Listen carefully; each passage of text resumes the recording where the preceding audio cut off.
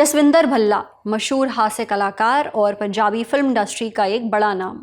Carry on जट्टा, जट and Juliet जैसी फिल्मों में आपने उन्हें देखा है। 22 अगस्त को जसविंदर भल्ला की मौत हो गई। रिपोर्ट्स के मुताबिक मौत का कारण ब्रेन स्ट्रोक है। स्ट्रोक पड़ते ही जसविंदर भल्ला को मोहाली के फोर्टिस हॉस्पिटल में भर्ती किया गया। डॉक्टर्स ने उन्हें बचाने की पूरी कोशिश की, लेकिन सुबह 4 बजे उनकी मौत हो गई। जसविंदर भल्ला 65 साल के थे। ललन टॉप जसविंदर भल्ला को श्रद्धांजलि देता है। ब्रेन स्ट्रोक हमारे देश में एक बहुत ही गंभीर समस्या है। द हिंदू में छपी रिपोर्ट के मुताबिक हिंदुस्तान में हर साल 18 लाख ब्रेन स्ट्रोक के नए मामले रिकॉर्ड किए जा रहे हैं। इतने डरावने आंकड़ों के बावजूद ब्रेन स्ट्रोक के लक्षणों, बचाव और इलाज को लेकर लोगों में जागरूकता नहीं है। ब्रेन स्ट्रोक के कारण, लक्षण, बचाव और इलाज पर हमने बात की आकाश हेल्थ केयर में न्यूरोलॉजी डिपार्टमेंट के डायरेक्टर और हेड डॉक्टर मधुकर भारद्वाज से। डॉक्टर मधुकर कहते हैं कि ब्रेन स्ट्रोक 2 तरह के होते हैं। पहला एस्केमिक स्ट्रोक, जिसमें दिमाग की नस ब्लॉक हो जाती है और खून का बहाव रुक जाता है। दूसरा है हेमोरेजिक स्ट्रोक, जिसमें दिमाग की जो नस है वो फट जाती है और खून बहने लगता है। दोनों का इलाज अलग अलग होता है। ब्रेन स्ट्रोक क्यों पड़ता है, इसके पीछे कई कारण हो सकते हैं, जैसे स्मोकिंग की वजह से दिमाग की नसें कमज़ोर हो जाती हैं। नतीजा, वो पर्याप्त मात्रा में खून और ऑक्सीजन सप्लाई नहीं कर पाती। ये स्ट्रोक के खतरे को बढ़ा देता है। दूसरा कारण है शराब। ज़्यादा शराब पीने से फैटी लिवर की समस्या हो जाती है और शरीर में कोलेस्ट्रॉल की मात्रा बढ़ जाती है। इससे स्ट्रोक आने का खतरा भी बढ़ जाता है। तीसरी वजह है दिल की बीमारियाँ। अगर पहले से दिल की कोई बीमारी है या बाईपास सर्जरी या एंजियोप्लास्टी हुई है तो स्ट्रोक का खतरा भी बढ़ सकता है।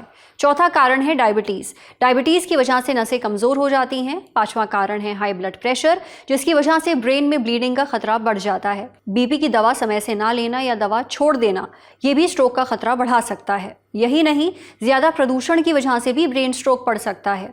ज़्यादा प्रदूषण होने पर हवा में 2.5 माइक्रोन से 10 माइक्रोन तक के कण मौजूद होते हैं। ये कण सांस के साथ शरीर के अंदर पहुंच जाते हैं, जिस वजह से सांस से जुड़ी समस्याएं होने लगती हैं। लंबे समय तक वायु प्रदूषण में रहने की वजह से नसें सिकुड़ने लगती हैं। इस वजह से स्ट्रोक का खतरा बढ़ जाता है। स्ट्रोक पड़ने पर कुछ खास लक्षण तुरंत दिखते हैं, जैसे चेहरे का अचानक टेढ़ा हो जाना, एक हाथ या पैर में कमजोरी या सुन्न पड़ जाना, बोलने में परेशानी होना, कुछ समझ में ना आना, जैसे कन्फ्यूजन कहते हैं, बिना वजह तेज सिर दर्द, चक्कर या बैलेंस बिगड़ना। ये लक्षण दिखने पर तुरंत इलाज मिलना चाहिए। अगर मरीज को 4.5 घंटे के अंदर इलाज मिल जाए तो जान बच सकती है। इसलिए बेहद ज़रूरी है कि स्ट्रोक के लक्षणों को पहचाना जाए और लक्षण दिखते ही तुरंत अस्पताल में भर्ती किया जाए। ब्रेन स्ट्रोक में जान बचाने के लिए डॉक्टर्स लोगों को FAST फॉर्मूला याद रखने की सलाह देते हैं।